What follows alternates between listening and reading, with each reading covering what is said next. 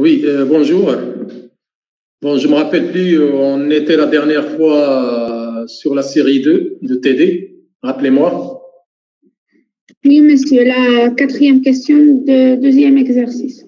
Sur les moments magnétiques. Oui. Oui, d'accord.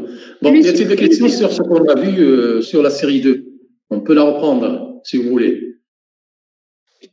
Oui, monsieur. Alors, y a-t-il des questions sur la série 2? Sur les deux exercices qu'on a vus ensemble la dernière fois? Oui, monsieur, j'ai pas compris comment vous avez calculé la variance. La variance. De la question 2.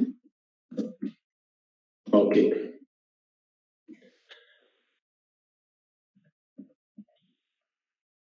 La variance des moments ou la variance avant, c'est-à-dire ici? Oui. Parce qu'après, on va calculer la variance des moments. Moment magnétique. Non, cette variance, la dérivée. Cette variance. Bon, là, je rappelle qu'on a démontré en cours que la variance de x, c'est quoi? La variance de x, par définition, c'est delta x. Et delta x, c'est quoi? Delta x, c'est la valeur de la mesure moins la valeur moyenne de cette mesure. C'est-à-dire x moins x moyenne. Et bien sûr, lorsqu'on calcule delta x au carré, c'est cette valeur x moins sa moyenne x, le tout au carré. Et après, on cherche la moyenne de tout. Ça, c'est la définition. D'accord? Bon, et après, lorsqu'on cherche à quoi est égal, là, par exemple, 1 moins b, le tout au carré, est égal à a au carré plus b au carré moins 2ab. D'accord? Donc, a au carré, c'est quoi? C'est x au carré. Et la moyenne de x au carré, c'est x au carré en moyenne. D'accord? Là, le moins 2 fois x fois la moyenne de x, le tout moyen. Ça veut dire moins 2 fois la moyenne de x fois la moyenne de x. C'est moins 2 fois la moyenne de x au carré. D'accord? Qu'est-ce qu'il reste? Il reste le dernier terme au carré. C'est-à-dire la moyenne de x, le tout au carré. Donc, j'ai trouvé ici moins 2 fois la moyenne de x au carré. D'accord? Plus la moyenne de x au carré, ça fait moins la moyenne de x, le tout au carré. Donc, je tombe sur cette formule-là. Ça veut dire que la variable de x, c'est, je calcule x au carré, et après sa moyenne, c'est-à-dire la moyenne de x au carré, moins la moyenne de x, le tout au carré. D'accord? Pour résumer, la variance de x, c'est ça. Ce que je fais. C'est pas la peine de calculer x moyenne, et après le tout au carré, et après je cherche la valeur moyenne du résultat, mais je calcule directement x au carré, sa moyenne, moins la moyenne de x, le tout au carré. C'est clair jusque-là? Ça, c'est la définition. Ce qu'on a donné en cours. OK? Oui, monsieur. Vous avez juste ce problème ou le reste? Non, la dérivée seconde. D'accord, la dérivée seconde. Bon. Je rappelle un petit peu ce qu'on a fait la dernière fois pour calculer la moyenne de x. La moyenne de x, on a dit c'est quoi? Par définition, d'après le principe ergodique, il dit que la moyenne de x, c'est quoi? C'est la somme sur tous les résultats obtenus, c'est-à-dire avec toutes les probabilités, de i p de i. D'accord? I p de i. Or, ce qu'on a comme la loi binomiale, on a la somme sur i de CNI PI Q puissance n moins i. La différence entre cette loi binomiale, ou ce binôme, et cette formule, on a un certain i de plus. Et pour faire apparaître i à partir de cette forme binomiale, on doit dériver par rapport à p.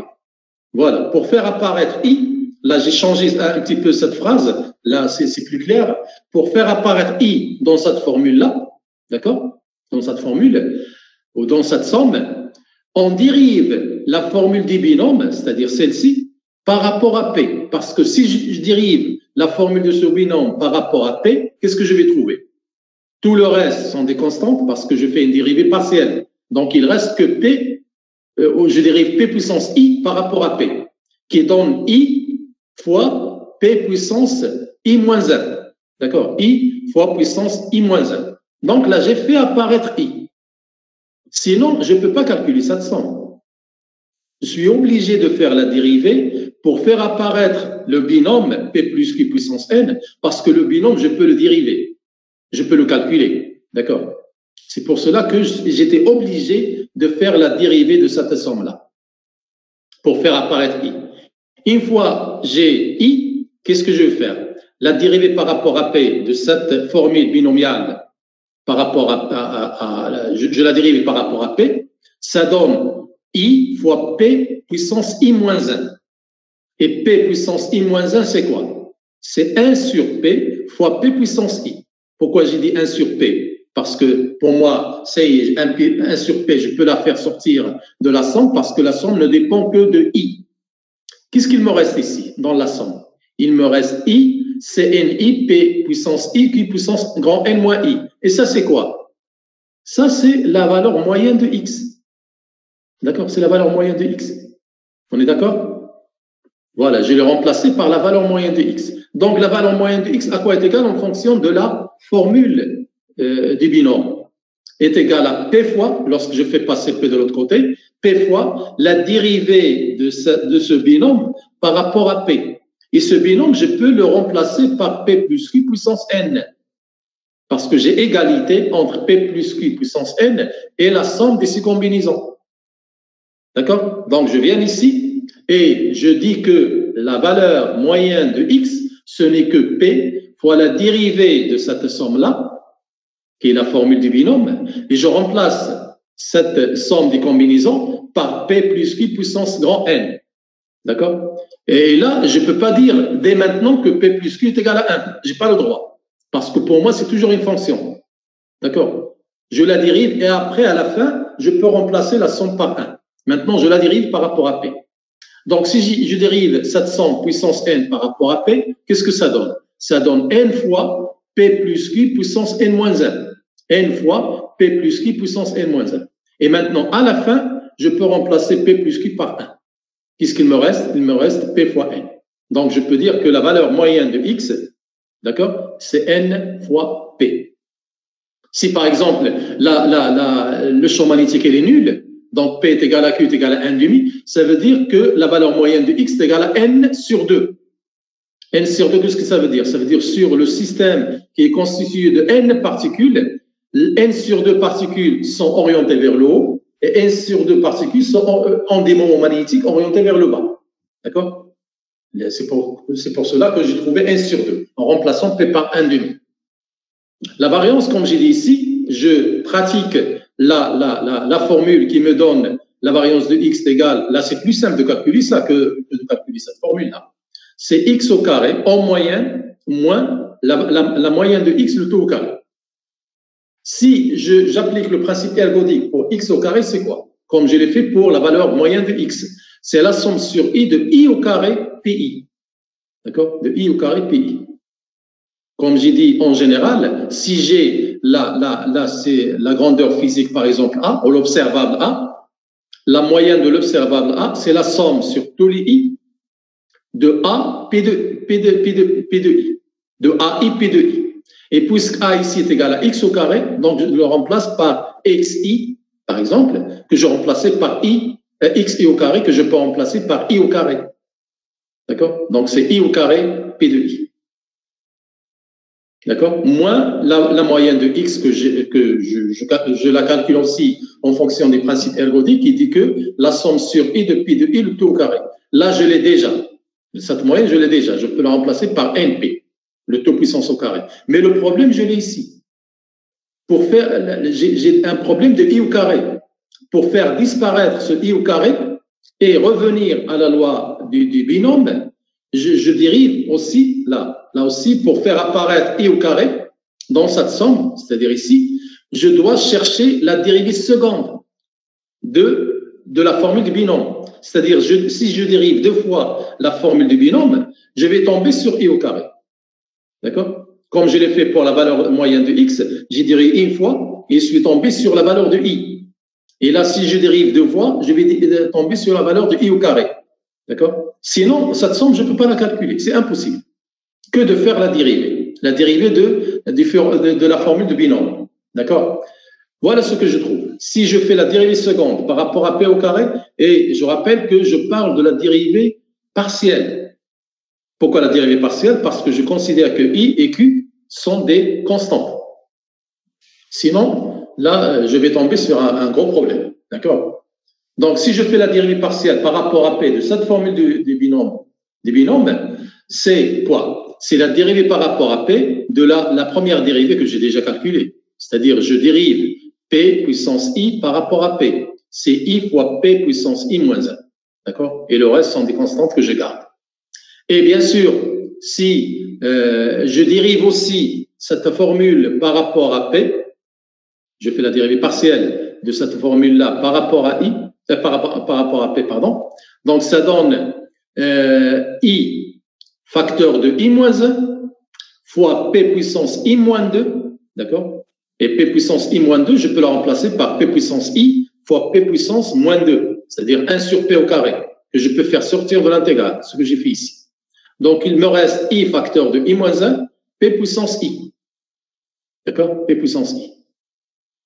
Là, je cherche toujours la forme de I au carré que j'ai ici. Donc, si je fais le produit de I facteur de I moins 1, je vais avoir toujours 1 sur P au carré à l'extérieur, de la somme de I au carré, CNI, PI, QNI, I moins I, moins I fois CNI, etc. Moins I fois CNI. Et ça, c'est quoi? Ça, c'est la valeur moyenne de X. Je peux remplacer par NP, directement. D'accord? Directement. Et qui m'intéresse, c'est cette somme-là, de I au carré, CNI, P puissance I, Q, N moins I. Pourquoi? Parce que c'est ça que je cherche. D'accord? Pour calculer la variance, je dois calculer cette formule-là, à quoi est égale, ou cette somme à quoi est égale. Donc, cette somme à quoi est égale? Cette somme, je fais passer 1 sur P au carré, X moyen de l'autre côté, d'accord? De l'autre côté. Donc, ça fait P au pardon, là, je fais le produit de P au carré par ça. Donc, la somme de I de 0 jusqu'à N de I au carré, c'est NI, P puissance I, Q, NI. Je fais passer le P au carré de l'autre côté. C'est P au carré dérivé aux secondes par rapport à P au carré de la somme binomiale, d'accord, de ce binôme-là.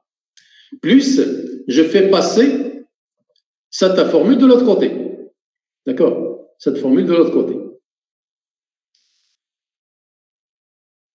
Qui donne, où est-ce que je suis, P au carré, etc., 1 sur P au carré. Là, j'ai oublié un I ici, pardon. J'ai oublié un I. D'accord? J'ai oublié, je dois le rajouter. Donc, I, c'est NI, P puissance I, Q puissance N moins. Et là, c'est quoi? C'est la valeur moyenne de X que je peux remplacer par NP. D'accord? Donc, il reste A, là, c'est P au carré dérivé seconde par rapport à P au carré de la somme du binôme. D'accord? Que je dois dériver. Bien sûr. Pour le dérivé, je dois faire appel à la formule du binôme qui dit que cette somme, c'est P plus I puissance N. Donc, voilà la variance de X. Donc, je viens ici, je dis que la variance de X, c'est la somme de I au carré, CNI, etc., que j'ai trouvé ici, que je peux remplacer par P au carré, D au carré, DP au carré, etc., plus NP. Voilà le premier terme, moins NP le tout au carré, moins NP le tout au carré. D'accord? Et ça, c'est quoi? Comme j'ai dit, c'est la somme binomiale de P plus Q puissance N. D'accord? Donc, je remplace cette somme par P plus Q puissance N et je dérive 2 fois par rapport à P puissance Q par puissance N. Et là, comme j'ai dit tout à l'heure, pour moi, c'est une fonction. Donc, je ne peux pas la dériver maintenant. Je ne peux pas dire que la somme est égale à 1 maintenant, mais je dois attendre le résultat et après remplacer P plus Q par 1. Ce que je fais. Donc, là, si je dérive 2 fois P plus Q puissance N, la première fois, ça me donne quoi? Ça me donne N facteur de P plus Q puissance N moins 1. Et la dérivée seconde, c'est N facteur de N moins 1, P plus Q puissance N moins 2. D'accord? Donc, c'est N facteur de N moins 1, P plus Q puissance N moins 2. Toujours multiplié par P au carré. Et là, à la fin, j'ai le droit de remplacer la somme par 1. Donc, la somme 1 par 1 puissance N-2, c'est 1. Il me reste que P au carré, N facteur de N-1, qui donne P au carré, N au carré. D'accord? P au carré, N au carré, fois, moins, pardon, P au carré fois N, P au carré fois N, plus le NP que j'ai ici, moins le NP, le tout au carré. plus NP moins N au carré P au carré. Donc, je peux supprimer N au carré P au carré avec N au carré P au carré. Il me reste que moins P au carré N plus NP. Je remarque que NP, c'est un facteur commun que je peux mettre en facteur de quoi? De 1 moins P. Et 1 moins P, c'est quoi? Puisque P plus Q est égal à 1, 1 moins P, c'est Q. Donc, je remplace 1 moins P par Q et j'obtiendrai à la fin que la variance ici est égale à grand N fois P fois Q. D'accord? Et l'écart type, sa définition, c'est quoi? C'est delta de X. D'accord? C'est delta de X. Ça veut dire que c'est comment dire, ces fluctuations que fait la mesure de X et sa moyenne. Et delta de X, c'est quoi? Je peux revenir ici. Delta de X au carré, c'est la variance. Donc, delta de X, c'est la racine carrée de la variance. Donc, je remplace delta de X par la racine carrée de la variance. Ça veut dire la racine carrée de ce résultat. Racine de NPQ. C'est bon? Y a-t-il d'autres questions? Non, merci, monsieur. C'est bon?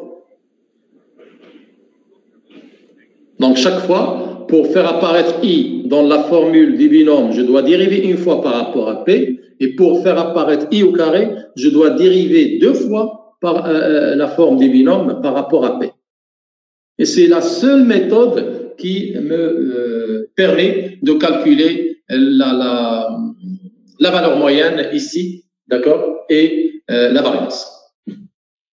Et après, on demande de chercher la valeur moyenne des moments magnétiques total, sachant que le moment magnétique total, c'est quoi? C'est la somme du mu, c'est-à-dire le moment magnétique du système entier, c'est mu1, c'est le moment magnétique de la particule 1, plus mu2 de la particule 2, plus mu1 de la particule n.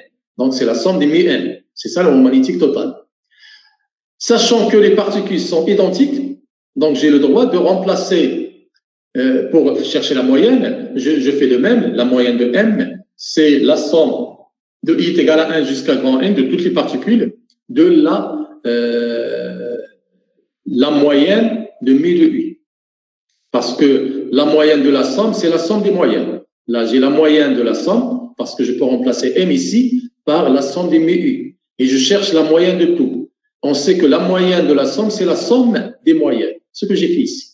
Donc, en remplaçant I par 1, je trouve mu1, I par 2, je trouve mu2, I par n, je trouve mu-n. Et du fait que ces particules sont identiques, ça veut dire que leur moment magnétique, en moyenne, est le même. Ça veut dire que mu1 est égal à mu2, est égal à mu3, est égal à mu-n. Donc, comme si j'ai un certain mu-u, je l'appelle mu-u, c'est la valeur moyenne du moment magnétique d'une particule quelconque, I. Donc, le moment magnétique total, c'est n fois le moment magnétique moyen d'une particule quelconque, que j'appellerai I. D'accord? Avec la valeur moyenne de mu, par définition, c'est quoi? Parce que là aussi, j'applique le principe ergodique qui me dit que c'est la somme de PI mu sur tous les résultats que je peux avoir. Les résultats que je peux avoir ici, c'est deux résultats. Soit le moment magnétique orienté vers le haut avec la probabilité P, soit le moment magnétique orienté vers le bas avec la probabilité Q. Donc, j'ai que deux résultats.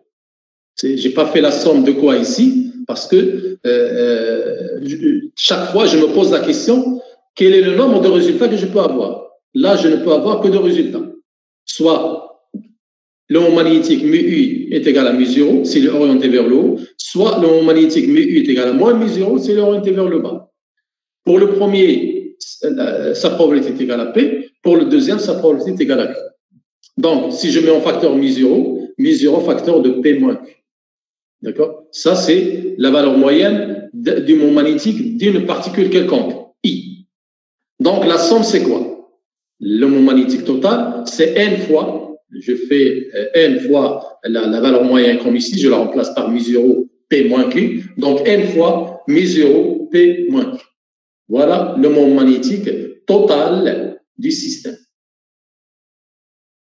Et après, on demande de chercher la dispersion de M.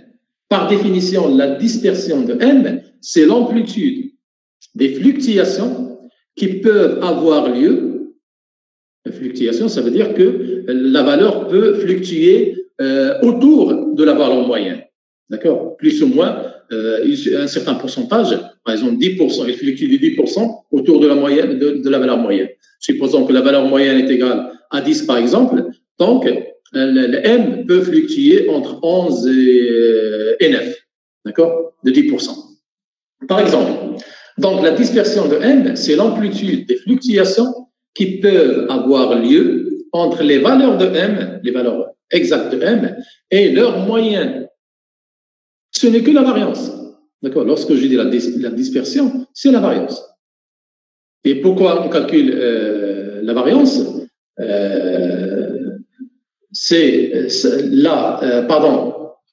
Oui. Donc, la variance, par définition, c'est la moyenne de M moins la moyenne de M, tout au carré, et on cherche sa moyenne, comme j'ai fait tout à l'heure pour X moins X moyenne tout au carré. D'accord? Là, je garde la moyenne du résultat, le voilà, et M, je la remplace par la somme sur I de mu U, et la moyenne de M, je la remplace par la moyenne de la somme sur I de mu U. D'accord? Je peux faire sortir la moyenne, parce que la moyenne de la somme, c'est la somme des moyennes. Donc, comme si j'ai la somme sur I de mu I, moins la somme sur I de la moyenne de mu I. Donc, je peux mettre, c'est la somme sur I de mu I moins la moyenne de mu I. Et le tout au carré. D'accord? Le tout au carré. Qui est égal à, puisque la moyenne de la somme, c'est la somme des moyennes, je peux faire sortir la somme et ça donne la somme sur I de la moyenne de mu I moins la moyenne de mu I, le tout au carré. Et ça, c'est quoi? C'est la variance de mu U. Je peux la remplacer par delta mu U au carré. D'accord? Delta mu U au carré. Pour simplifier un petit peu le calcul, c'est tout. Sinon, je vais garder mu U moins la moyenne de mu U. Chaque fois, je vais tomber sur des lignes et des lignes. D'accord? Donc, si je remplace mu U moins la moyenne de mu U par delta mu U, là, je facilite beaucoup le calcul. Et la somme sur I de 1 jusqu'à grand N de delta mu U, le tout au carré, quoi est égal? Est égal à delta mu 1 plus delta mu 2 plus delta mu N, le tout au carré. D'accord? Le tout au carré. Et cette somme au carré, c'est quoi?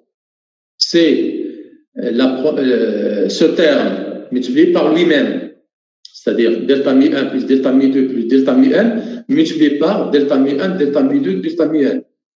Je peux l'écrire sous cette forme de la somme. Mais avant de dire la somme, je commence par chercher delta mu 1 fois delta mu 1. C'est delta mu 1 au carré. Delta mu 2 fois delta mu 2, c'est delta mu 2 au carré. Delta mu N fois delta mu N, c'est delta mu N au carré.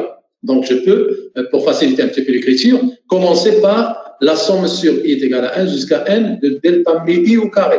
C'est-à-dire, lorsque I est égal à 1, c'est delta mu 1 au carré. Lorsque I est égal à 2, c'est delta mu 2 au carré, ainsi de suite. Jusqu'au dernier terme, delta mu N au carré. Et pour le deuxième terme, où j'ai delta mu 1 fois delta mu 2, delta mu 2 fois delta mu 1, delta mu J fois delta mu I, etc., je peux l'écrire sous cette forme-là. C'est la somme de I est égal à J, I et J sont égales à 1 à condition que I est différent de J. Parce que I est égal à J, je l'ai déjà compté ici. Je l'ai déjà compté ici. Donc, avec I est différent de J, de 1 jusqu'à grand N, de delta mu I fois delta mu J. D'accord? Donc, cette somme, je peux la faire sortir de la moyenne, parce que la moyenne de la somme, c'est la somme des moyennes, ce que j'ai fait ici.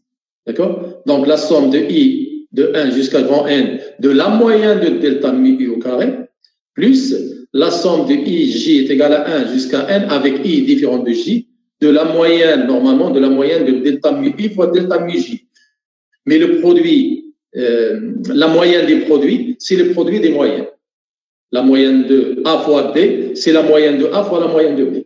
Donc, pour faciliter un petit peu les choses, je peux dire c'est la somme de delta mu I en moyenne fois delta mu J en moyenne.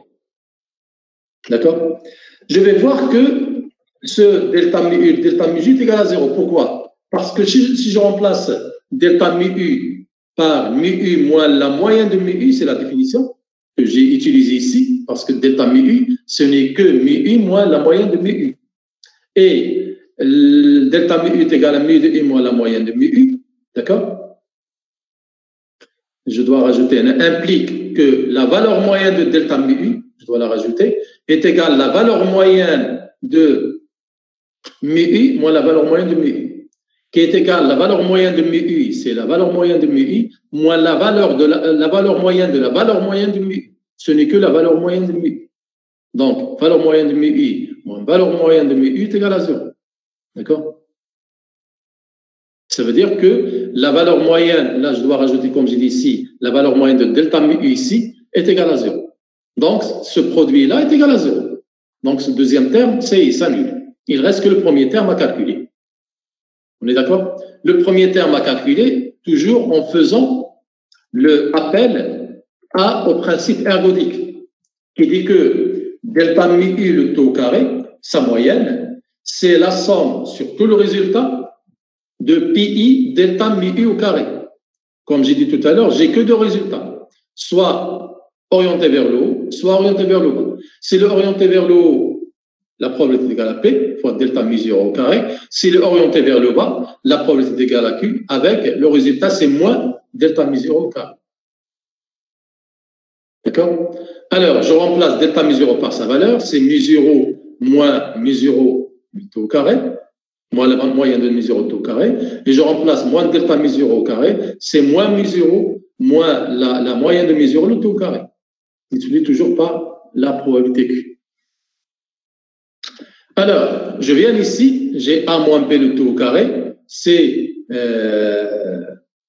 avant de dire ça, je peux remplacer la moyenne de mu 0 par P moins Q mu 0, que j'ai déjà calculé quelque part. La voilà. La moyenne de mu U, en général, c'est mu 0, P moins Q. Donc, je le remplace ici. Donc, je remplace la moyenne de mu 0 par P moins Q mu 0. Là aussi, je remplace la moyenne de mu 0 par P moins Q mu 0. D'accord? Et puisque j'ai le signe ici moins, le signe moins au carré, je peux le remplacer par plus et plus. Comme si je fais sortir le moins au carré à l'extérieur, ça donne plus 1. Donc, c'est plus Q, facteur de mu 0 plus P moins Q mu 0, le taux au carré. On est d'accord? Donc, là, je peux faire sortir mu 0 au carré des parenthèses. Donc, ça fait P mu 0 au carré, facteur de quoi? Facteur de 1 moins P moins Q, le taux au carré. Facteur de 1 moins P moins Q, et moins P en parenthèse moins Q, c'est moins P plus Q, le taux au carré. Remarquez ici que 1 moins P, c'est quoi? Je peux le remplacer par Q, parce que la somme de P et Q est égale à 1. Pour le deuxième terme, voilà, 2 fois Q au carré. Pour le deuxième terme, Q facteur de mu 0 plus P moins Q mu 0 le taux au carré. Là aussi, je fais sortir mu 0 au carré. Qu'est-ce qu'il reste? Q mu 0 au carré, facteur de quoi? Facteur de 1 plus P moins Q. De 1 plus P moins Q. Je remplace 1 moins Q par P. Donc, je trouve 2 fois P. Et j'ai ici 2 fois P le taux au carré. D'accord? Donc, le premier terme, ça me donne P mu 0 au carré, 2 fois Q le taux au carré. Le deuxième terme, Q mu 0 au carré, 2 fois P le taux au carré. Qui est égal, là c'est 4Q au carré, là c'est 4P au carré. Donc, je peux mettre en facteur 4PQ mu 0.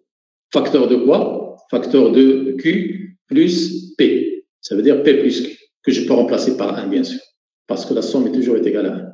J'ai que deux événements que je peux avoir. Le premier événement avec la probabilité P, le deuxième événement avec la probabilité Q, et la somme des probabilités, d'après la condition de normalisation des probabilités, c'est 1.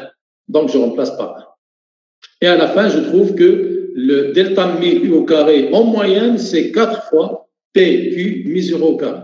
Donc, je reviens à la formule du départ, c'est-à-dire la variance de M, où j'ai ce terme-là plus celui-là est égal à 0, donc est égal à ce terme que j'ai déjà calculé, c'est 4PQ mu 0 au carré. Donc la variance de M, c'est 4PQ mu 0 au carré. Y a-t-il des questions? Oui. نعم.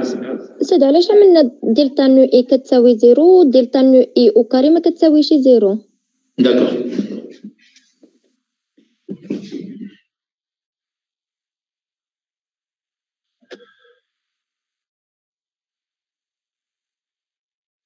Voilà.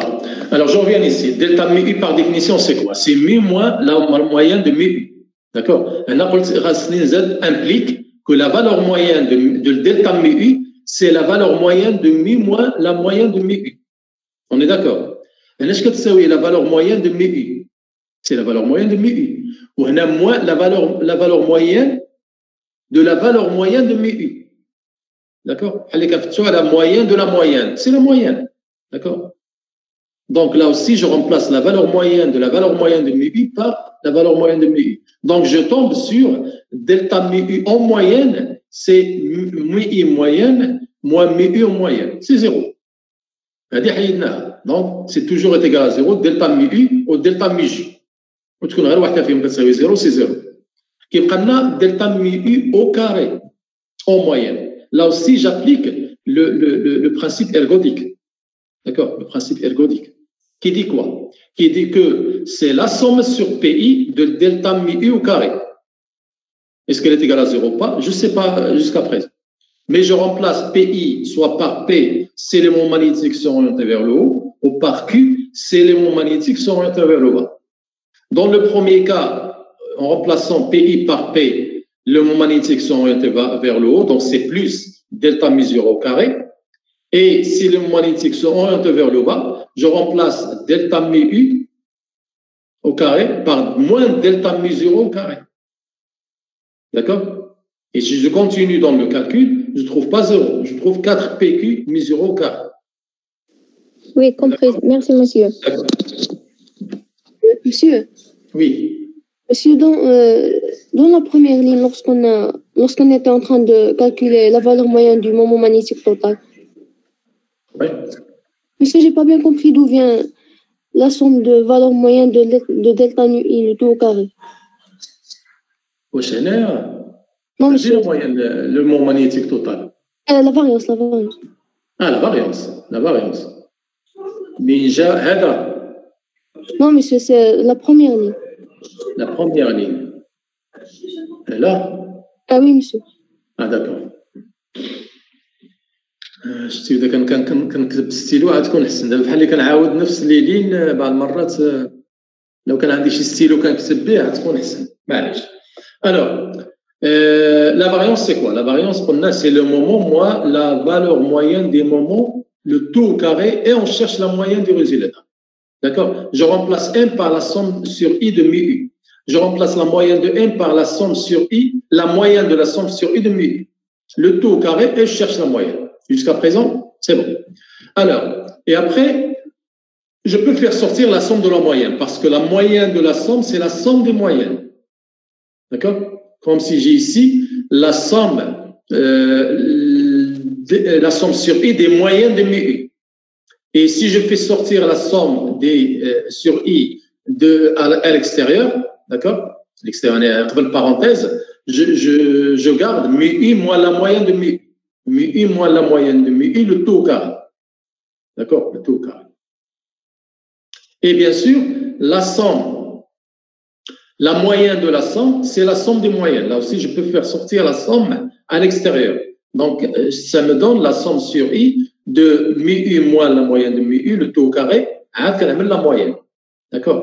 Ce qui est ici en parenthèse, c'est quoi? Je le nomme delta mu U. أنا كنسميه delta mu U. D'accord? كنسميه delta mu U. Je le nomme delta mu U. Et je dis que c'est delta mu U le tout au carré. C'est bon? Oui, monsieur, merci. Après tout ce milieu, ça, delta mu U, et après, je peux faire des simplifications. Le delta mu U au carré, c'est quoi? C'est delta mu 1 plus mu 2 plus delta mu n au carré, c'est ce terme-là fois lui-même. Donc, je vais avoir deux termes. Le premier avec les mêmes termes, c'est-à-dire I est égal à 1, I est égal à 2, I est égal à 3, etc. Et le deuxième avec les termes séparés. Oui, monsieur. Là, je sais qu'avec les termes séparés, je vais avoir un terme qui est nul. Et j'ai montré qu'il est égal à 0. Oui, monsieur, merci. OK. Donc, à la fin, je peux dire que la variance, ou bien ce que j'ai nommé ici, la dispersion, ce n'est que est égal à 4npq mu 0 au carré. La question qui suit, on demande de chercher le maximum de la distribution binomiale P de n. D'accord? Et bien sûr, si je veux calculer le P de n, que j'ai la formule de P de n,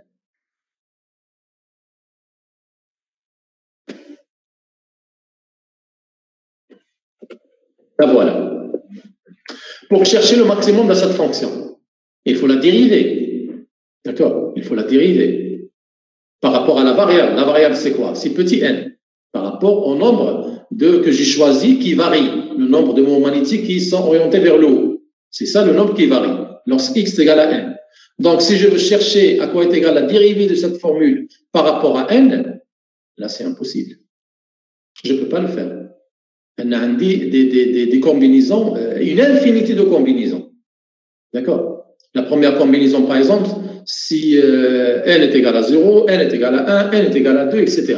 Donc là, je ne peux pas chercher la dérivée quand est-ce qu'elle s'aligne de cette formule. Mais c'est pourquoi j'ai donné dans le texte, dans l'énoncé, qu'on doit chercher le logarithme de cette fonction. Pourquoi exactement le logarithme? Parce que déjà, le logarithme, c'est une fonction qui est continue et elle est croissante. Car si j'ai pas ces deux conditions-là, si le logarithme n'est pas une fonction continue et n'est pas une fonction croissante, je ne peux pas dire que le maximum de P, c'est le maximum de log de P. D'accord? Parce que la seule méthode qui me permet de calculer quand est-ce que sa probabilité est maximale, ça veut dire quand est-ce que sa dérivée est égale à, par rapport à n, bien sûr, est égale à 0, c'est lorsque log de Pn, la dérivée de log de Pn par rapport, dérivée de log de Pn par rapport à n est égale à 0. Il faut que log de P, pardon, doit satisfaire à deux conditions. Les deux conditions, je n'ai pas le droit de dire que la dérivée de P par rapport à n est maximum lorsque la dérivée de log de P par rapport à n est égale à 0. D'accord? Donc, la première des choses, il faut choisir une fonction qui est continue et qui est croissante. D'accord. Pour chercher le maximum de la distribution binomiale P de n, puisque c'est impossible de le faire directement, on va étudier le logarithme de Pn. Et puisque la fonction log est croissante et continue, donc j'ai le droit de dire que la dérivée de P de n par rapport à n est égale à 0, si seulement si la dérivée de log de Pn par rapport à n est égale à 0. D'accord? Donc, la première des choses, je cherche le log de Pn. Et le log de Pn, c'est le log de Cnn, c'est grand N, petit n, ça veut dire n factoriel sur petit n factoriel, facteur de grand N moins petit n, le tout factoriel, fois P puissance n fois Q puissance grand N moins petit n. Donc, voilà ce que je dois étudier, c'est le log de Pn, et je dois chercher sa dérivée par rapport à n. Et Pn est maximum si seulement si log de Pn est maximum. Et je répète que si log n'est pas croissante, n'est pas une fonction croissante, n'est pas une fonction continue, je n'ai pas le droit d'écrire ça. Je n'ai pas le droit de passer de P de n à log de P de n. D'accord? Il faut satisfaire à ces deux conditions. Et puisque là, c'est vrai, c'est valide, donc j'ai le droit de dire que le maximum de P de n, le maximum de la probabilité, c'est-à-dire cette probabilité, quand est-ce qu'il passe par un maximum? Si seulement si log de Pn passe par un maximum. Et mathématiquement, la fonction passe par un maximum, ou bien un minimum, si sa dérivée par rapport à n, par rapport à la variable, est égale à 0. Par rapport à la variable, lorsque n est égal à n max, ce qui m'intéresse, c'est n max. C'est-à-dire la valeur maximale qui me permet de dire que la probabilité ici est maximale. Autrement dit, pour quelle valeur de n, j'ai la probabilité maximale. Pour quelle valeur de n, je passe en probabilité par un max, par un pic. D'accord? Et bien sûr, pour chercher la dérivée de log de Pn par rapport à n, je vais tomber sur des factoriels. Et là, je me bloque aussi. Je vais trouver une dérivée, par exemple, de log de n factoriel par rapport à petit n. Là, je ne peux rien faire. Parce que le log de n factoriel, c'est n fois grand n fois 1 grand n moins 1 fois 1 grand n moins 2, etc. Là, je n'ai pas de problème parce que n, par rapport à n, petit n, c'est une constante. D'accord? C'est le nombre maximum de particules. Là, c'est égal à 0. Mais là, je trouve un problème. Parce que le log de n factoriel par rapport à n, je ne peux pas la calculer. Parce que c'est un produit de n fois n moins 1 fois n moins 2, etc. jusqu'à 0 jusqu'à 1, pardon. Et là, pour faire cette dérivée, je sais que le log du produit est égal à la somme des logs, mais là, c'est une infinité. C'est pour cela que je suis obligé d'utiliser l'approximation de Stern, qui dit que grand N factoriel est égal à grand N log de N moins N, ce que je vais utiliser ici. D'accord? Donc, la dérivée de log de Pn par rapport à N, c'est-à-dire la dérivée de cette formule-là par rapport à N, d'accord? Par rapport à N, c'est quoi? C'est, et là, je considère que tout le reste sont des constants. Il reste que, pour moi, la variable, c'est N, c'est petit n. Donc, pour cette fonction, la seule variable, c'est petit n. Donc, si je dérive log de Pn par rapport à n, c'est la dérivée du premier terme, c'est-à-dire log de grand N factoriel, qui est égal à 0, parce que n ne dépend pas de petit n. D'accord? Aucune relation entre le nombre total de particules et le nombre de moments magnétiques orientés vers le haut. D'accord? Il n'y a pas de relation. Et moins la dérivée de log de petit n factoriel par rapport à n, d'accord? Moins la dérivée de log de grand N moins petit n factoriel par rapport à n, plus la dérivée de log de p puissance n par rapport à n, plus la dérivée de log de q puissance grand N moins petit n par rapport à n. D'accord? Pour le premier terme, j'ai dit c'était égal à 0. Pour le deuxième terme, j'applique l'approximation de Stirling. Je remplace log de n factoriel par n log de n moins n. D'accord? Pour le second terme aussi, puisque j'ai fait ici factoriel, je remplace grand N moins petit n factoriel par grand N moins petit n log de grand N moins petit n moins grand N moins petit n. Et pour le reste, log de p puissance n, c'est n fois log de p. Donc, c'est n fois log de p. Et log de q, grand N moins petit n, c'est grand N moins petit n log de q.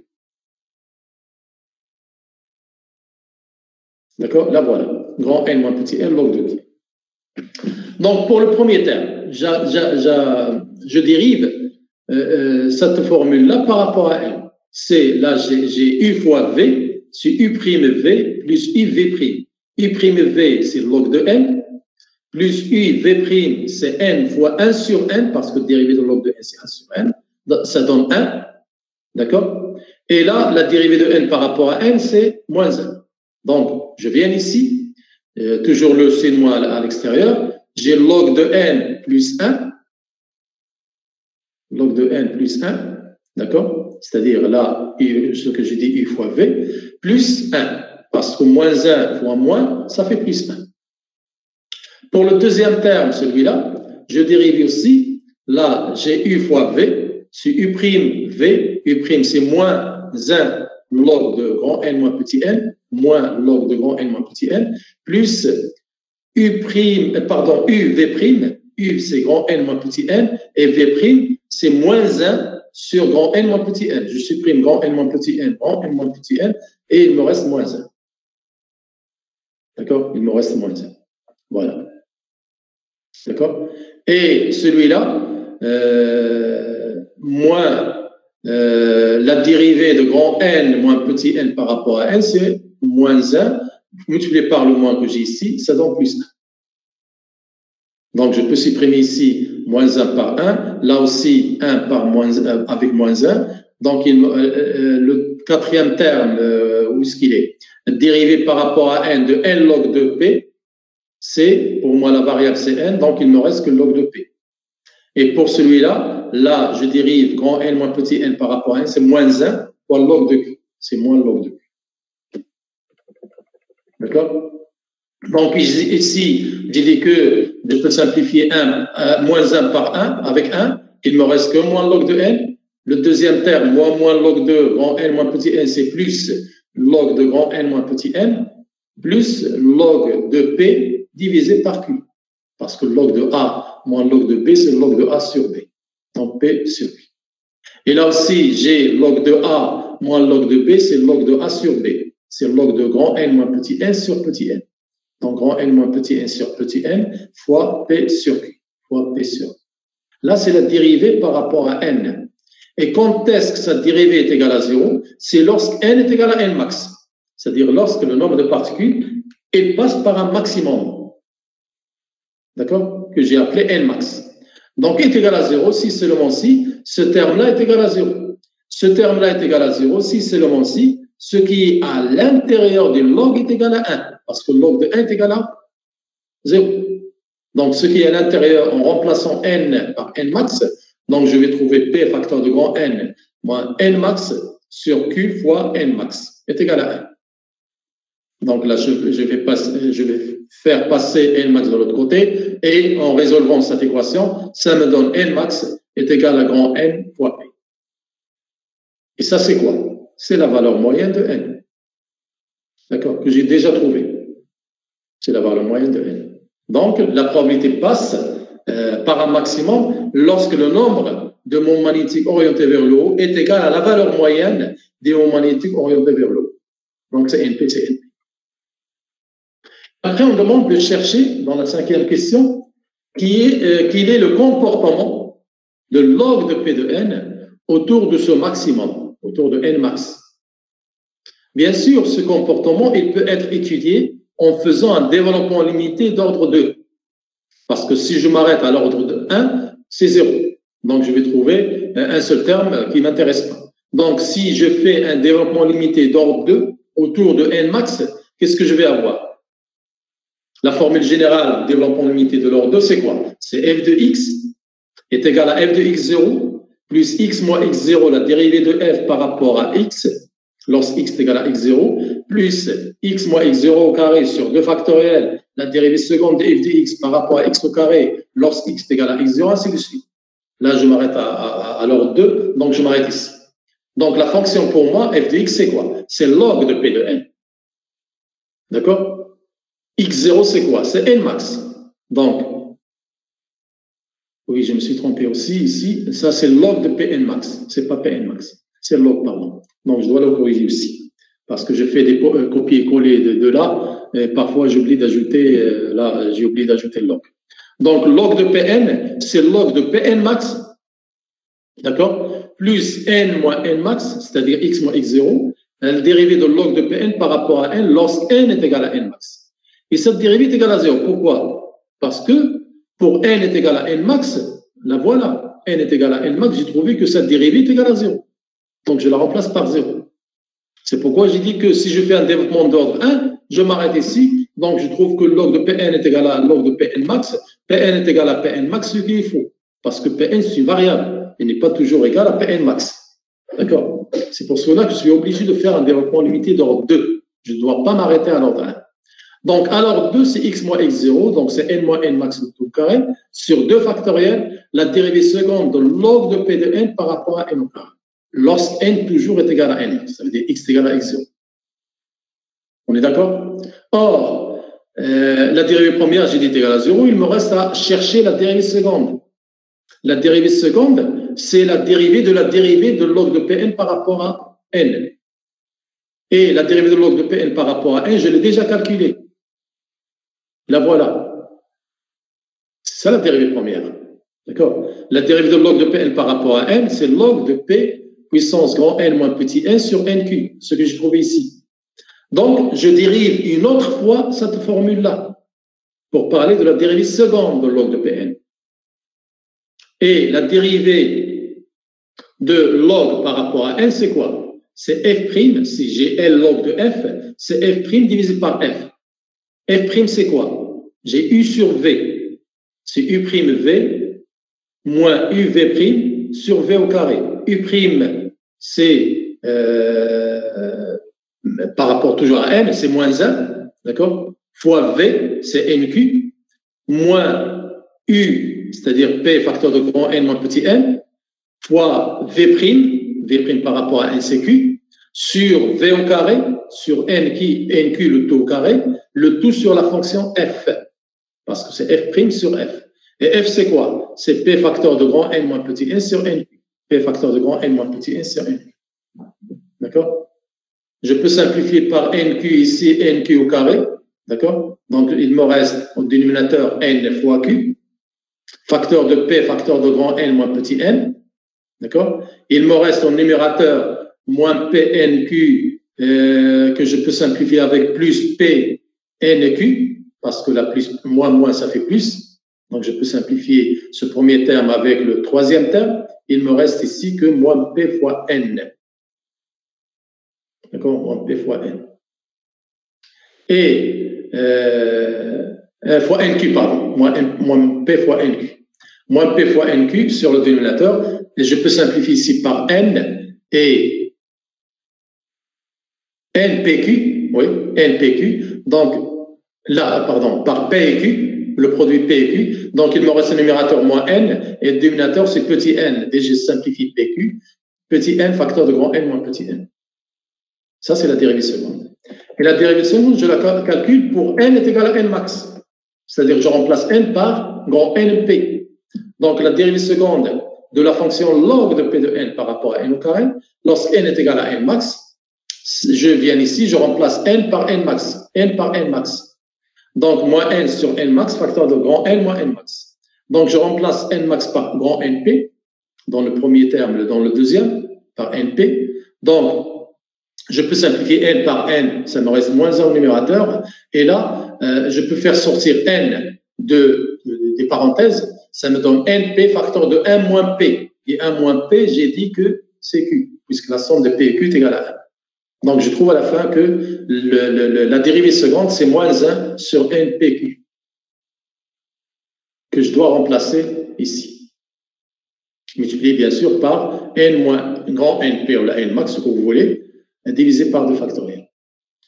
Donc, je viens ici, puisque je trouve log de Pn est égal à log de Pn plus N moins N max sur 2 moins 1 sur NPQ, que je dois écrire ici, et si je calcule l'exponentielle de log, c'est Pn, l'exponentielle de log de Pn max, c'est Pn max, et là, l'exponentielle de n moins n max sur 2 factoriels multiplié par le moins 1, ça me donne moins n max au carré sur 2n pq. Je peux aussi la calculer en fonction, au lieu de Pn max, je peux remplacer Pn max par la valeur moyenne de n. C'est P de la valeur moyenne de n fois l'exponentielle de moins n moins sa valeur moyenne, le taux au carré, divisé par 2 sigma au carré. Avec sigma, c'est l'écart type. L'écart type qui est égal à racine de npq, que j'ai déjà calculé au début. Monsieur. Oui. Monsieur, Pn égale à l'exponentielle de Pn2 max. Pn est égal à l'exponentielle de log de Pn. C'est ça la question? On a fait introduire l'exponentielle. Ah, bien sûr. L'exponentielle de log de Pn, c'est Pn. Ou l'exponentielle de ce terme plus ce terme, j'ai l'exponentielle de A fois A plus B. Et l'exponentielle de A plus B, c'est exponentielle de A fois exponentielle de B. Monsieur, parce que vous n'avez pas mis l'exponentielle de Pn2 max, vous avez fait P de N max. لا شوف هنا عندنا اللوج انا قلت انا غلطت عندي اللوج داكور وي صافي هذا اللوج ماشي بي ان ماكس انا نسيت ما كتبتش اللوج اكسبونونسيال لوج بي ان هو بي ان هذا ما عندناش فيه مشكل هنا عندنا اكسبونونسيال دو كوا دو لوج دو بي ان ماكس بلس لو دوزيام تيرم بحال عندي الاكسبونونسيال دو ا بلس بي et l'exponentielle de a plus b c'est exponentielle de a fois exponentielle de b. Exponentielle de A, c'est quoi? C'est exponentielle de log de Pn max. Ou Pn max. Pour le premier terme, qui prend l'exponentielle deuxième terme, je le réécris. Exponentielle en remplaçant, bien sûr, cette dérivée par moins 1 sur npq. Il y en a moins n max le taux au carré sur 2 fois, 2 factoriel c'est 2, fois npq. On est d'accord? L'exponentielle de la somme, c'est le produit des exponentielles. Oui, monsieur, merci. C'est bon.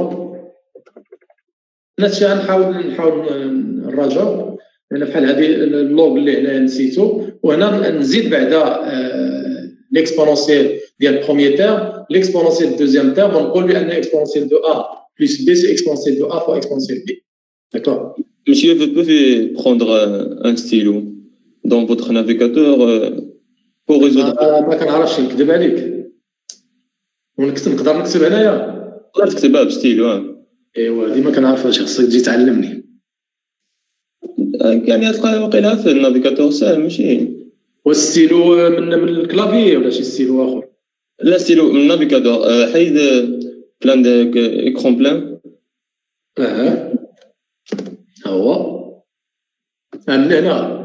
شوف ثم شوف داك ستيلو هذا ولا هذا؟ هذاك هذا سيغليني. شوف ستيلو شوف هذا. ميسيو شوف هذيك قدامه. موديفي لي التكست. ميسيو شوف هذيك اللي قدامه. هذا سيني هذيك تقدر لا كتسني شي حاجه يعني ما كتكتبش.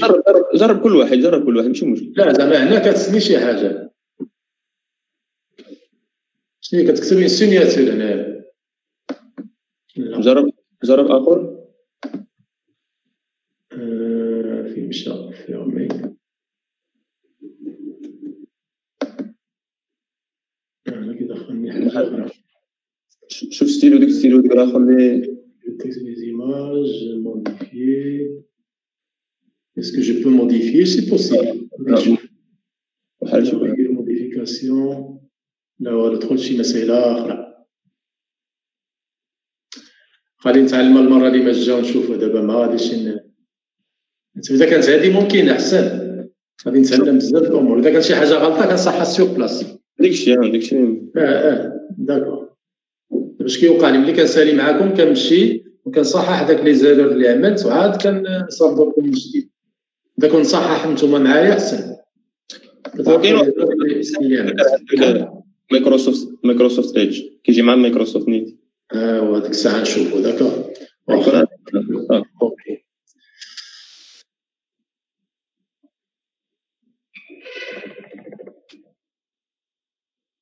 Alors j'ai dit que j'ai donné une courbe qui explicite comment varie la probabilité Pn en fonction de Pn max. Les Pn max, par exemple, elle est quelque part ici.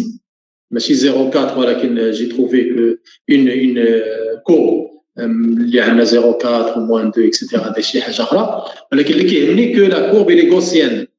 Elle est gaussienne parce qu'il est en fonction de exponentielle de quelque chose au carré, d'accord? Quelque chose au carré multiplié par Pn max.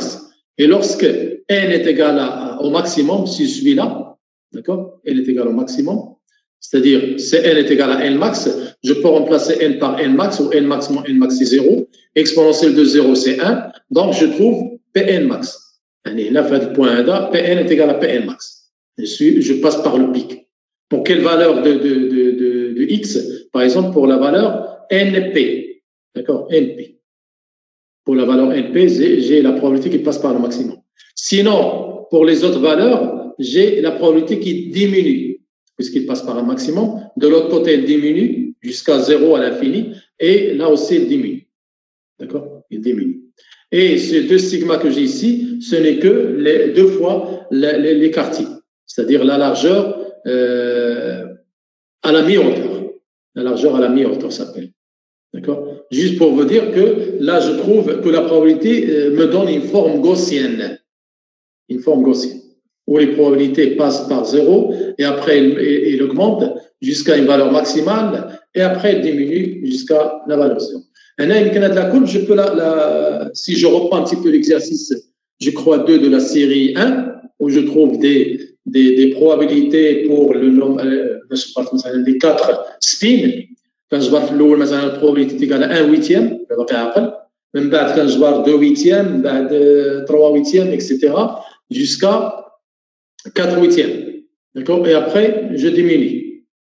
Là aussi, je peux trouver une gaussienne. Là, je mets avec l'exercice 1, l'exercice 2, pardon, les spins. Là aussi, je vais tomber sur des gaussiennes. D'accord? Si je veux la tracer, comment varie la probabilité avec le nombre de spins. D'accord? Alors maintenant, on demande de chercher à quoi est égal ce Pn max. La valeur de Pn max, je ne la connais pas. Comment la trouver? en fonction des données, bien sûr. Alors là, on va balayer toute la région, ce qu'on dit dans l'énoncé. Si on balaye toute la région où cette probabilité n'est pas négligeable, c'est-à-dire la région, toute la région où je trouve des probabilités qui sont pas nulles. La condition de normalisation dit que la somme sur PI est égale à 1, ou bien l'intégrale de 0 à l'infini de Pn dn est égale à 1. C'est ça la condition de normalisation, soit avec la somme, soit avec l'intégrale. Donc là, avec la somme, je vais me bloquer. C'est pourquoi il vaut mieux de passer à l'intégrale, parce que je peux chercher l'intégrale de l'exponentielle. Alors, je remplace Pn par Pn max exponentielle moins n max tout au carré sur 2npq fois dn, lorsque n varie de 0 à l'infini.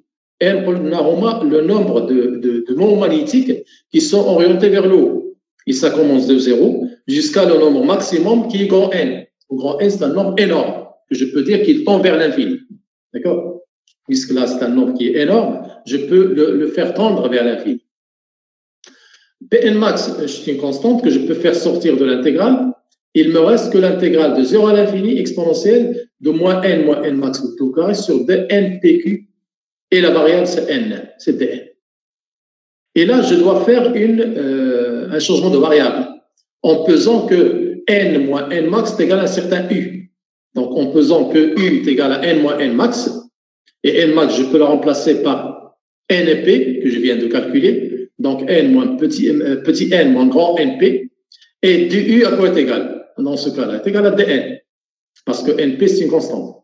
Du est égal à dn, mais j'ai le problème des bornes.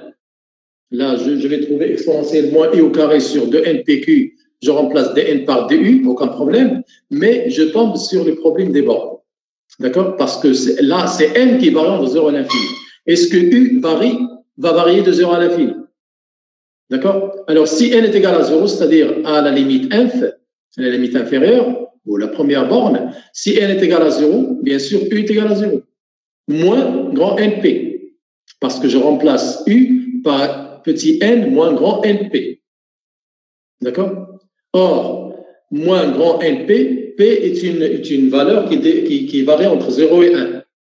D'accord? Mais grand n, c'est un nombre qui est très très grand. C'est l'infini. D'accord? C'est l'infini. Donc, c'est moins l'infini. Donc, u va varier ici de moins l'infini au lieu de n est égal à 0.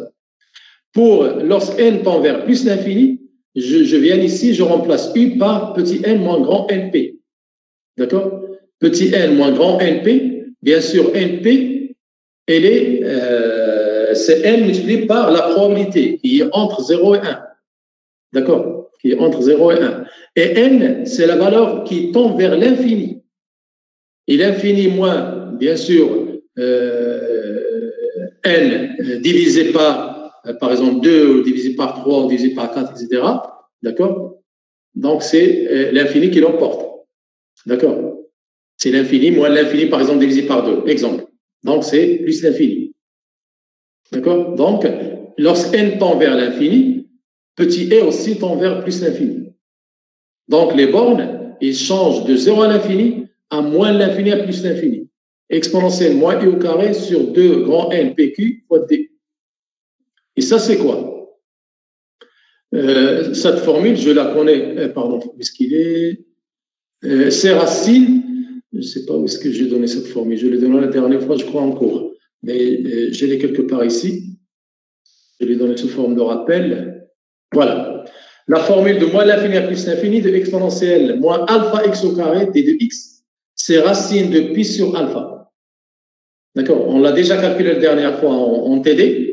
À partir de la représentation, où je fais le changement de variable des coordonnées cartésiennes, coordonnées polaires, d'accord? Et j'applique toujours cette relation s'appelle relation de Gauss, ou l'intégrale de Gauss, l'intégrale de moins l'infini à plus l'infini, de exponentielle moins alpha x au carré d de x, c'est racine de pi sur alpha. D'accord? Racine de pi sur alpha. Donc, je viens ici,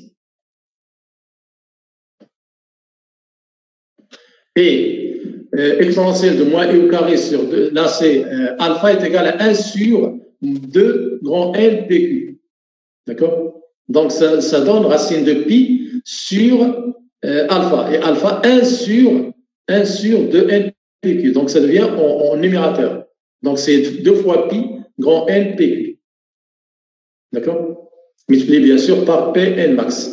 Et comme c'est la somme de toutes les probabilités en appliquant la condition de normalisation, donc ce produit est égal à 1, ça veut dire que Pn max est égal à 1 sur racine de 2pi grand npq. Donc je viens ici dans la formule que j'ai là, et je remplace Pn max par racine de 2pi n pq fois exponentielle, etc. D'accord? Donc, je trouve directement la fonction Pn, comment on varie en fonction des données. Les données, c'est quoi? C'est petit n, bien sûr, et le reste, c'est le nombre maximum de particules, le nombre de particules dans le système, la probabilité P, la probabilité Q, etc. Donc, voilà comment on varie la probabilité en fonction de, normalement, de n. Qui m'intéresse, c'est n, c'est-à-dire le nombre de monts magnétiques orientés vers le haut. C'est bon, on passe à l'exercice 3 ou il y a des questions sur l'exercice 2?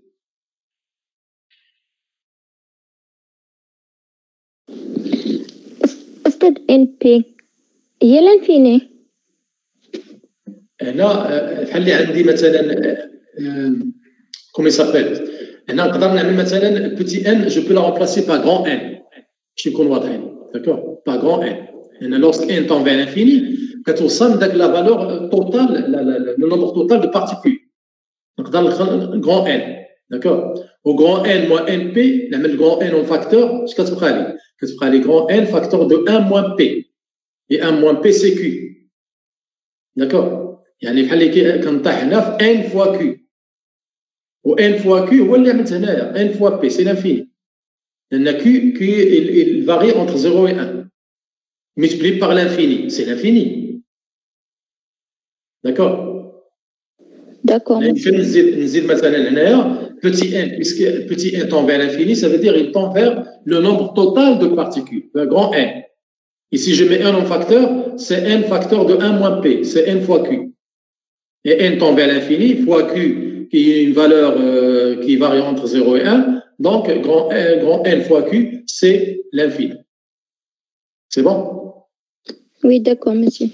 Merci. Alors, je peux remplacer petit n par grand n. Je نوضح علاش هنا قلت بان cette valeur est toujours très supérieure à np. بحال هنا تقدر تكون la moitié ديال 1 tiers, le maximum la moitié. D'accord? P maximum c'est 1 demi. D'accord? Ça, je vais l'appeler plus q est égal à 1. On passe à l'exercice suivant.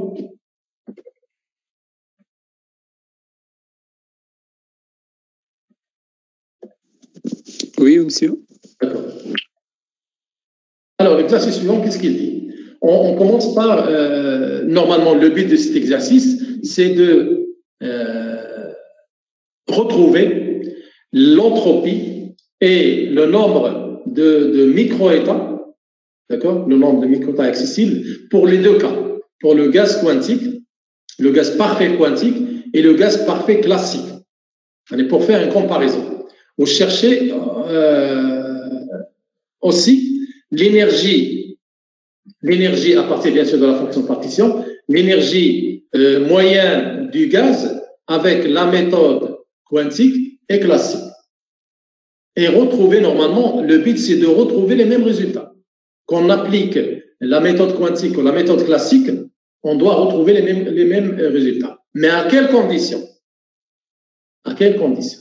Ce sont les conditions qu'on va étudier. D'accord? Donc, on va commencer par, si on a un gaz parfait quantique, qui est constitué de n atomes qui sont enfermés dans une boîte, pour simplifier, je parallélépipède de longueur Lx, largeur Ly, hauteur Lz, mais pour simplifier, je dirais une boîte cubique de longueur de côté L, parce que le volume ici est égal à L fois L, c'est L3.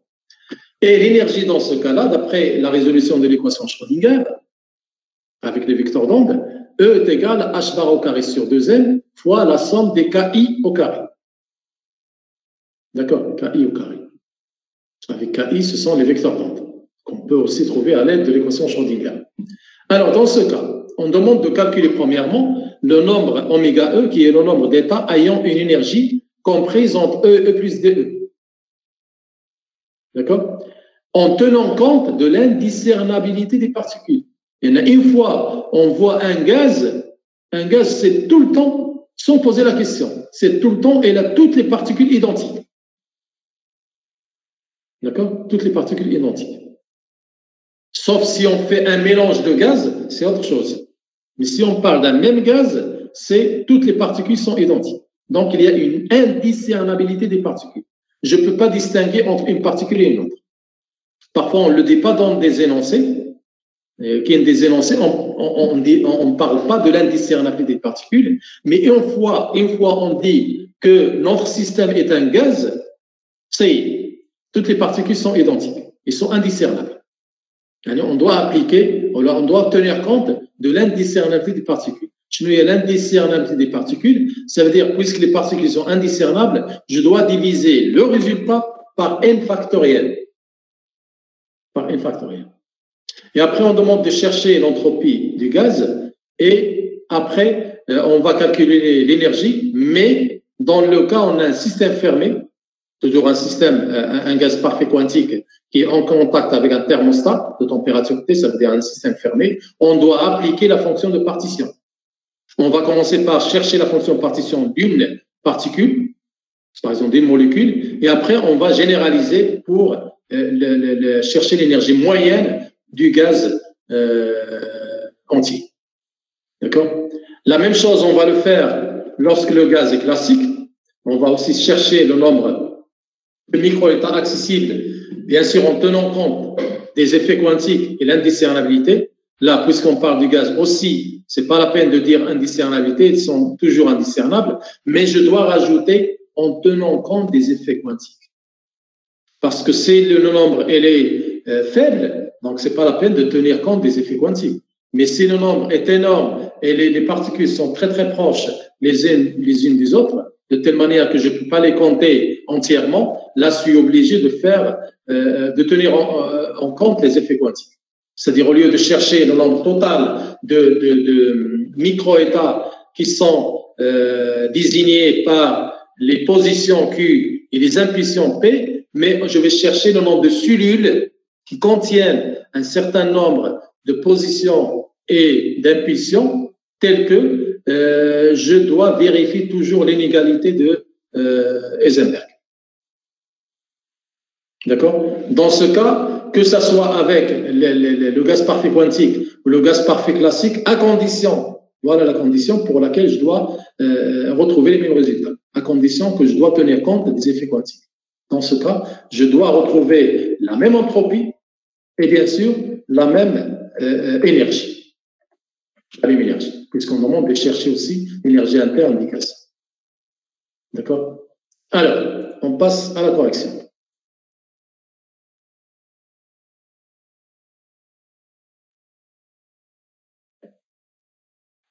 Alors, dans le cas d'un gaz parfait quantique, c'est-à-dire là, on doit, dans la mécanique quantique, bien sûr, lorsqu'on a un gaz quantique, on doit résoudre l'équation Schrödinger et chercher les fonctions d'onde, les vecteurs d'onde, l'énergie, etc.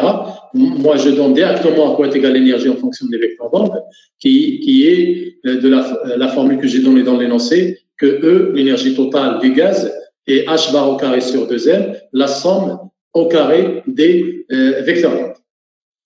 D'accord? Et je peux dire que la somme au carré des vecteurs d'onde, c'est quoi? C'est, si je fais passer 2m sur h bar au carré de l'autre côté, c'est 2m sur h bar au carré. Et ça, c'est quoi? Déjà, je peux dire que c'est la formule d'une hypersphère. Parce que si je travaille à 3 dimensions, j'ai a au carré plus b au carré plus c au carré est égal à r au carré, c'est l'équation d'une sphère à 3 dimensions. Mais si je travaille à 3n dimensions, d'accord? Parce que chaque particule, je la nomme de 1 jusqu'à n, et chaque particule, elle est désignée par 3 coordonnées cartésiennes. Dans ce cas, je parle de 3n vecteurs d'onde. D'accord?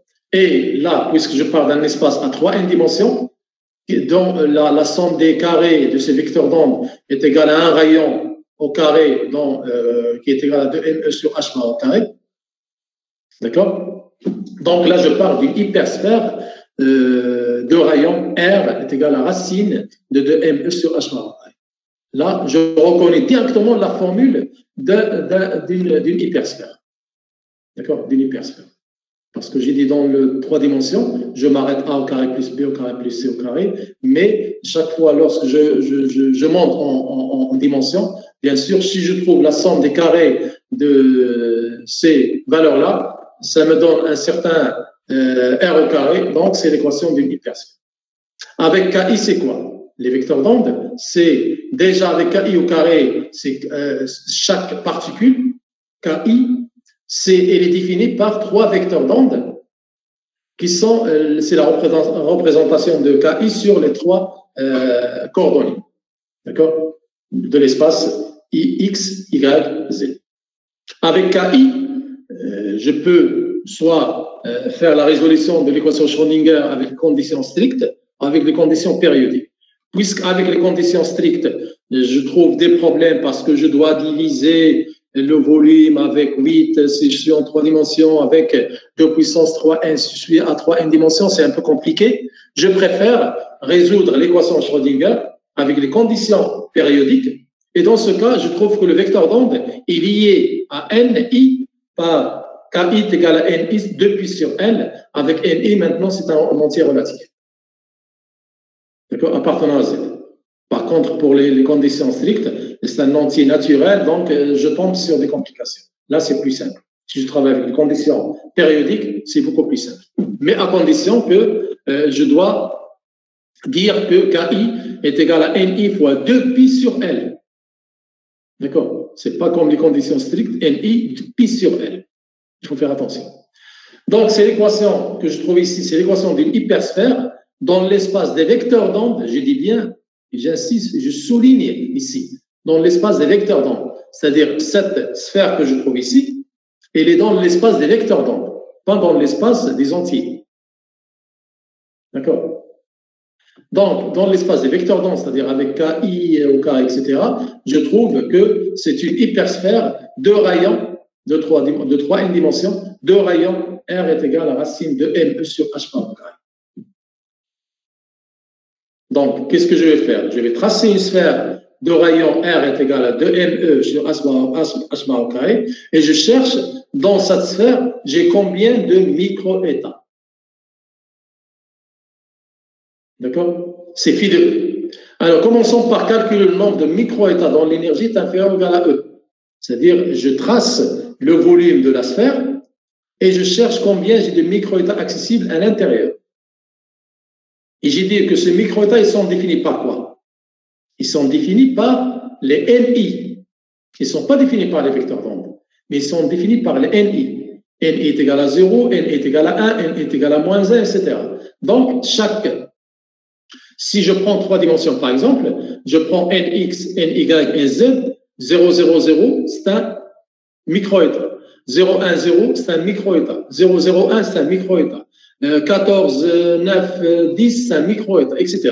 Donc, chaque triplet, pour moi, c'est un micro-état. Donc, pour chercher le nombre de micro-états dont NI varie, d'accord? Et je vais trouver que ce NI, c'est quoi? Ce sont les sommets d'un cube. Ce sont les sommets d'un cube. C'est-à-dire le cube a 8 sommets et chaque sommet me désigne un certain micro-état. Et puisque j'ai dit en cours que chaque sommet est lié d'un cube et est lié à 8 autres mailles, à 8 autres cubes, d'accord, ils sont confondus. Donc, je vais compter le cube qui admet 8 états et chaque état est confondu avec 8 autres cubes. Comme si, en moyenne, je dirais que chaque cube va représenter un micro-état. D'accord? Donc, pour chercher le nombre de micro-états dont l'énergie est inférieure à E, je compte le nombre de cubes, d'accord, dans l'espace des vecteurs d'onde, à l'intérieur de l'hypersphère de volume V de N.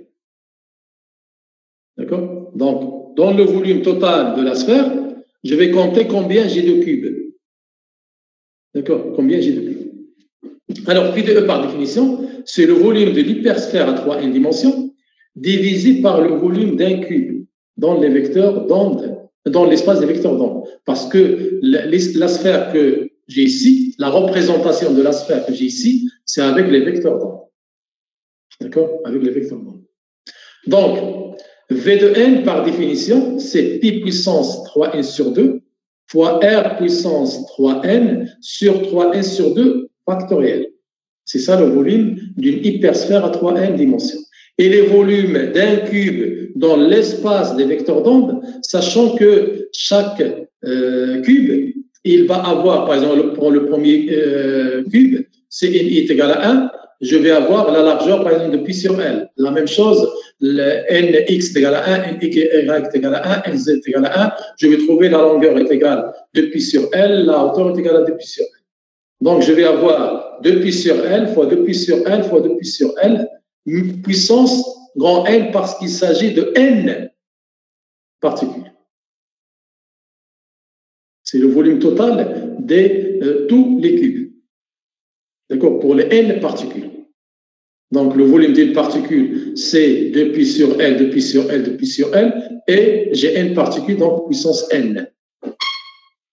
D'accord? Alors, j'ai ici 2 pi, ça fait puissance n, ça fait 2 pi puissance 3n. Là, j'ai L, ça fait L3. D'accord? L3, c'est quoi? Puissance n. Je la passe en numérateur, c'est L puissance 3n. Et je remplace R par racine de 2me sur h bar au carré. Autrement dit, 2me sur h bar au carré puissance 1 demi. Et puissance 1 demi puissance 3n, c'est 3n sur 2. Donc voilà la formule qui me donne le phi de E. Phi de E, c'est-à-dire si je connais le côté, à quoi est égal le côté du cube, si je connais le nombre total de particules, si je connais la masse, si je connais l'énergie pour laquelle je vais chercher le nombre de microétats, donc l'application numérique me donne, c'est le nombre de microétats dont l'énergie est inférieure ou égale à 1. C'est-à-dire tous les niveaux d'énergie jusqu'à E. Le nombre de microétats sur tous les niveaux d'énergie jusqu'à l'énergie E. Et bien sûr, dans l'énoncé, on dit qu'on doit tenir compte de l'indiscernabilité des particules. D'accord? L'indiscernabilité, ça veut dire le résultat que je trouve, je dois les diviser par n factoriel. D'accord? Par n factoriel. Parce que ce résultat, normalement, il est faux. Ce résultat, il est juste si les particules sont discernables, si je peux distinguer entre une particule et une autre. Sinon, si je ne peux pas distinguer entre une particule et une autre, je dois diviser ce résultat par n factoriel. Donc, voilà quoi est égal phi de E. Égal à 1 sur n factoriel fois le volume total de la sphère divisé par le volume d'un cube. D'accord? En remplaçant L3 par V, le volume d'un cube, d'accord, est égal à L fois L, je vais tomber sur V puissance n et le reste est le même. Ce qui m'intéresse, c'est oméga de E. C'est ça la question. Calculer le nombre de microétats ayant l'énergie comprise entre E plus DE. Pour calculer l'entropie, on aura besoin de oméga de E. Donc, oméga de E, par définition, c'est quoi? C'est la dérivée de phi de E par rapport à E fois D de E. C'est-à-dire, au lieu de chercher tous les microétats de l'état fondamental énergétique jusqu'à l'énergie E, je ne cherche que, je définis un certain intervalle E plus DE, et je cherche combien j'ai de microétats dans cet intervalle, entre E plus DE. C'est-à-dire que mathématiquement, je dois dériver toute la fonction qui varie de l'état fondamental jusqu'à E par rapport à E fois ce D de E, fois la largeur de l'intervalle. D'accord? Donc, puisque je dérive par rapport à E, je considère que le reste sont des constantes. Donc, je ne dérive que l'énergie. L'énergie, c'est E puissance 3n sur 2. Par rapport à E, c'est E puissance 3n sur 2 moins 1 fois 3n sur 2. D'accord? Remarquons que 3n sur 2 factoriel, c'est quoi? C'est 3n sur 2, facteur 3n sur 2 moins 1, facteur 3n sur 2 moins 2, jusqu'à 1. Donc, je peux simplifier le premier terme par le premier terme que j'ai ici. Il me reste 3n sur 2 moins 1 factoriel. D'accord? Moins 1 factoriel. Et là, j'ai l'énergie puissance 3n sur 2 moins 1. Du fait que n est très très grand, je peux négliger 1 devant n. 1 devant n. Donc, je tombe sur l'énergie puissance 3n sur 2, en 1. Et là aussi, au lieu d'écrire 3n sur 2 moins 1 factoriel, 1 est négligeable devant 3n sur 2, je garde 3n sur 2 factoriel. Donc, voilà à quoi est égal le nombre de micro-états dont l'énergie est comprise entre E et plus 2. Du fait que n est très supérieur à 1, donc je peux négliger 1 devant 3n sur 2. On est d'accord? Bon, s'il n'y a pas de questions, je vais m'arrêter ici. Et la prochaine fois, on va continuer. Est-ce qu'il y a des questions? Non, monsieur. C'est bon? Monsieur? Oui. بالنسبة لديك في 3N دائما كتساوي بي 3N sur 2. V3N. لا هذيك باغ ديفينيسيون عطيتها في الكور خاصها تحفظ هذه. Définition, ça. La définition. On a pi puissance 3n sur 2 sur 3n sur 2 factoriel fois r puissance 3n. هذا le volume d'une hypersphère. ومره اخرى قلت لكم في الكور واذا بغينا نعملوا مثلا نخرجوا le volume de à 3 dimensions, le volume d'une sphère, كنعوضوا n par 1. كنعوضوا n par 1 ou n par 1, on tombe sur 4 tiers PR3. D'accord? C'est la formule générale d'une hypersphère de dimension 3n. D'accord? Ça تحفظ لأن ما كاين والو هنا كاين 3 تاع. On est d'accord? Merci, monsieur. Ok, merci beaucoup. À la prochaine fois.